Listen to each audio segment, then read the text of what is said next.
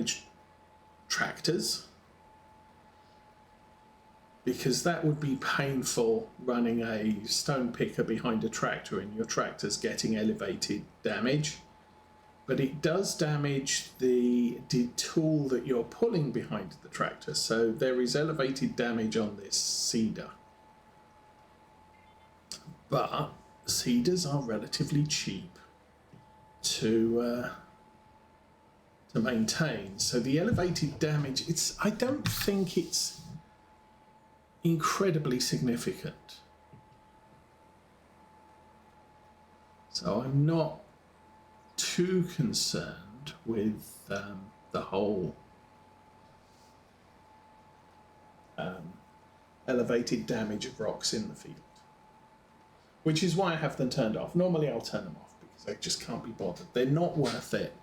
This map doesn't even have a place I can sell stones, so I can collect them and then drop them on the side of a field, which is completely pointless. Now, having a lime production facility on the farm gives me something I can do with the stones, so it may make it worthwhile for me to actually buy a stone picker.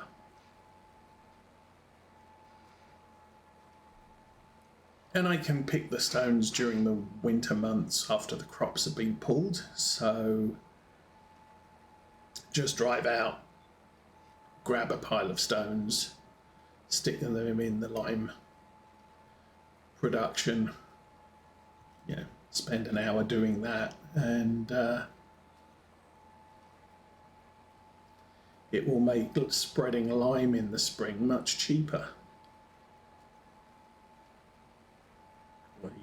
So much. Look at that. So much damage here. And our other fields are going to be just as bad. So I don't expect a dynamic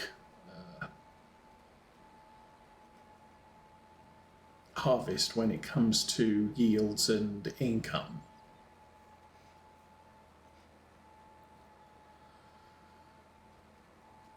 Obviously we're going to get something. It's not going to be what we've had in previous years. We haven't had any significant hail for the first 5 years on this farm, at least nothing that hit our fields and was impactful. Most of the hail was, a patch here, a patch there, and it's like, okay, if I've got a big field and there's one patch of hail damage, that's not very significant. But if I've got a big field and just horrendous tons of damage to it, that's going to end up as a problem, or that's going to end up impactful. So, oops.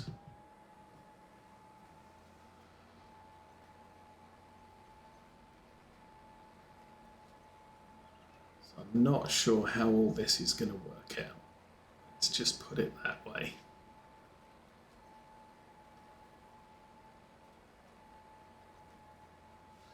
Well, this thing has little scrapers on the tyres to scrape the mud off. That's cool.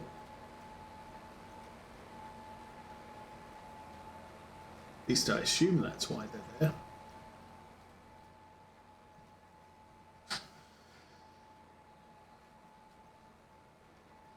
Still, I bought 2,000 litres of seeds, and we did have a couple of hundred for, can't remember how much. And we've done 2 full rows. This is a third.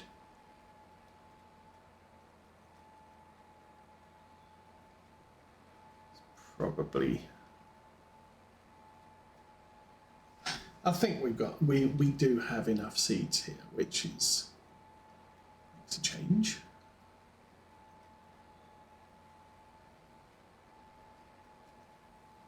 There's our tornado. Tornado's not. Let's have a look at the weather map. The tornado is happening at lunchtime, so we've still got a few hours to plant things.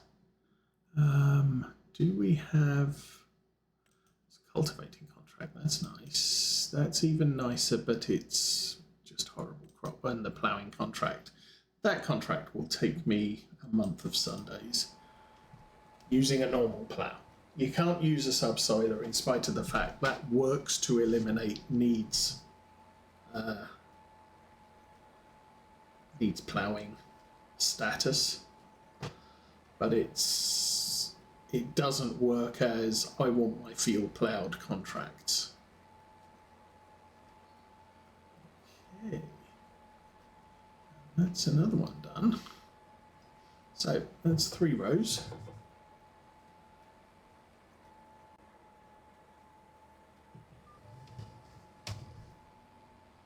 Try not to run that on the tracks in case a train comes.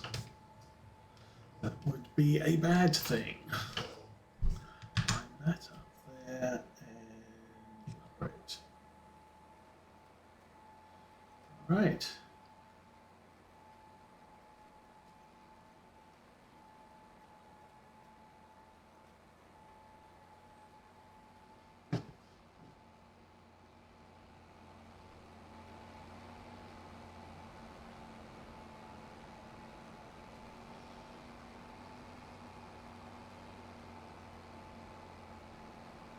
And that's the other thing. We've got the row markers on the ends of this planter. I during Farm Sim 17, I wasn't a fan of GPS initially, so I used to use the row markers all of the time, and it works on stuff this big.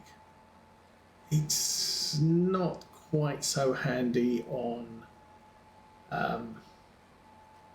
the smaller stuff, because the accuracy of those row markers is a little bit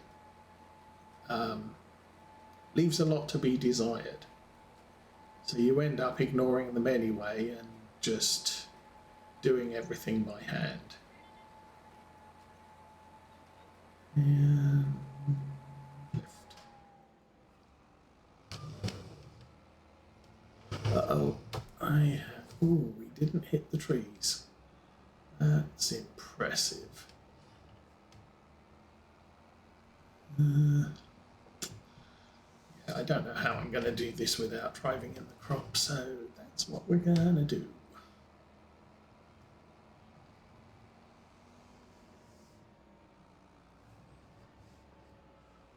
There you go. And that, ooh, we picked the right one. And also along the edge here, you can see completely different texture there. That's because that's actual ploughed land as opposed to subsoiled land.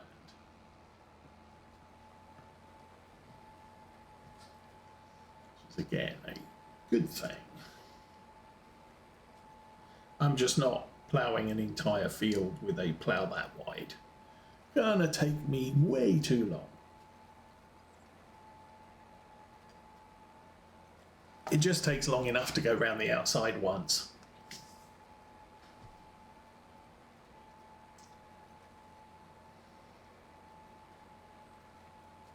Okay. Yeah, sadly, there's not a thing that tells me we are 50% done or whatever. I mean, obviously doing the headlands because of the irregular shape of this field.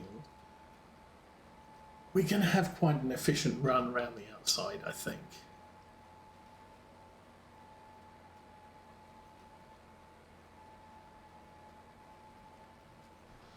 Also, not sure how close we got there. Guess we'll see.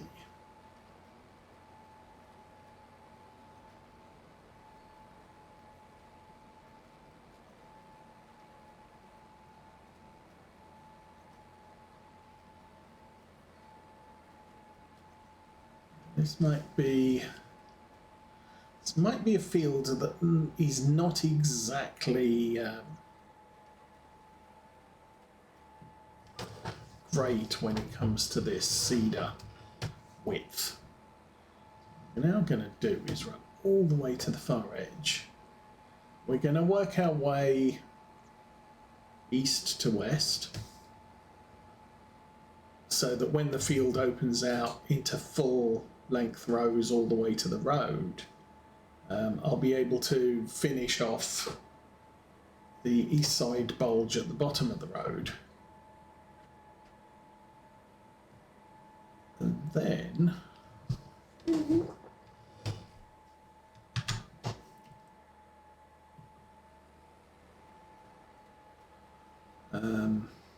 then we'll just have the headland to do, and because I'm at the bottom end of the field, I hope,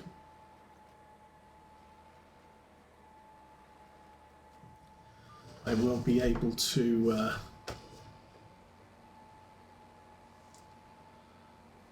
finish that headland down by the road. That's the plan. The operation may not be quite so friendly. Oh, don't do that, dude. Seriously, don't. There we go.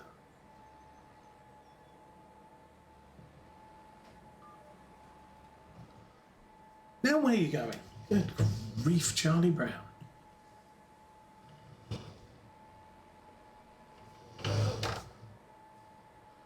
Nicely lined up, and then Cameo, good morning. Welcome to July planting.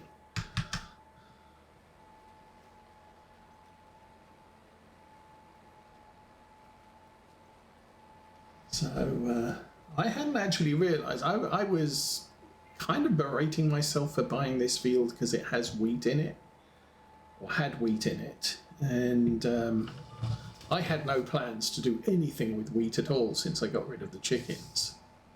So it's like, well, I'm just going to have to sell the wheat once it's done. And what I hadn't realised is wheat harvest is the first day of wheat harvest is also the last day of soybean harvest. So last week we did all the harvesting, and this week we are doing the soybean planting.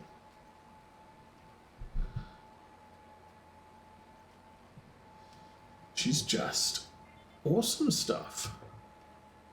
Very efficient for this farm.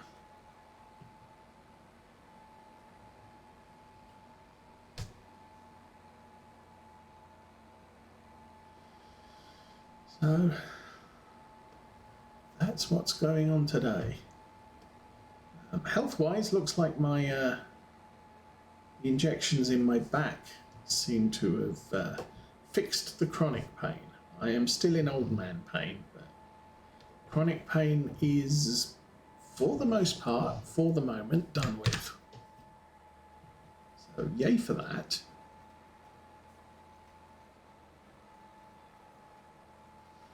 And apart from that, quiet weekend. We don't tend to do Valentine-y things on Valentine's weekend.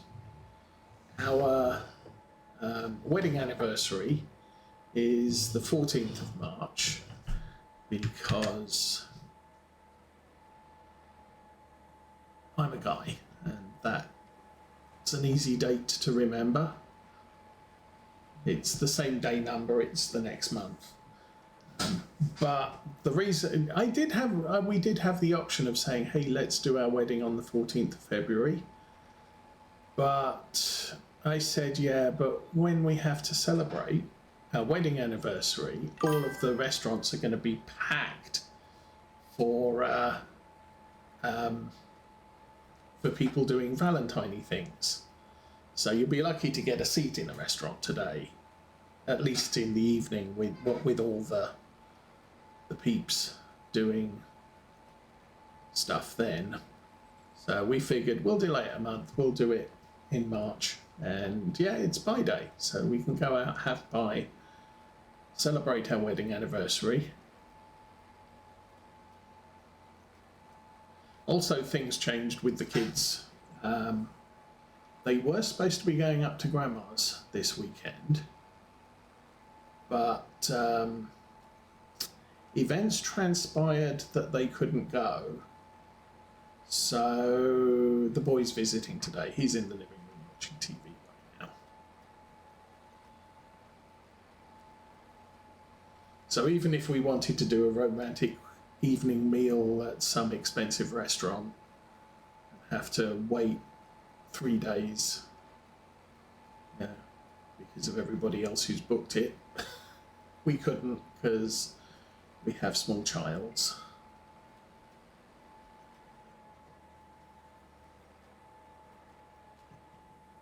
I mean, I guess it does mean that Mum and Dad can go do romantic things, because their kids are not at home at the moment.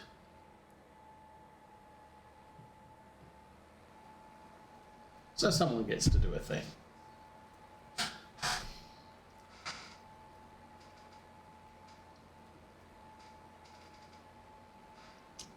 And the thing was that the kids actually had, it's a 4-day weekend for them. School was closed on Friday. They've just moved into a brand new school building, so I think there's a lot of stuff happening.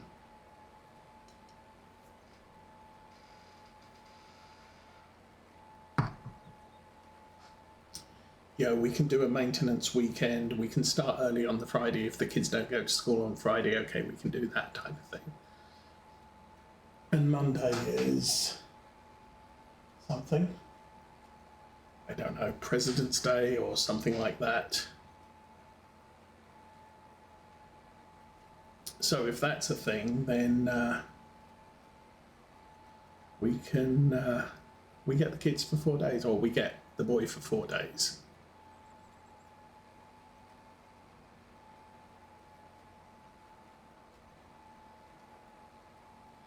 I think he's planning to come next week, because next week is our church's 30th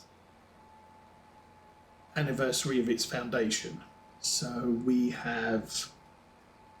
used to celebrate every year with a big meal, and then round about year 15, they kind of said, oh, we'll do small celebrations, have pizza from the local pizzeria to celebrate, and then we'll do the big meal on the 10s and the 5s. So this year is a 30, so that's a 10. So big, nice meals. They do really good meals.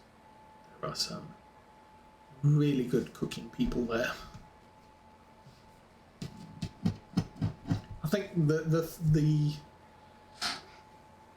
the funny thing is, we get our beef from one of the guys at church. He's a beef farmer, and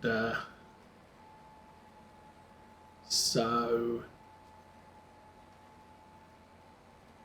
they've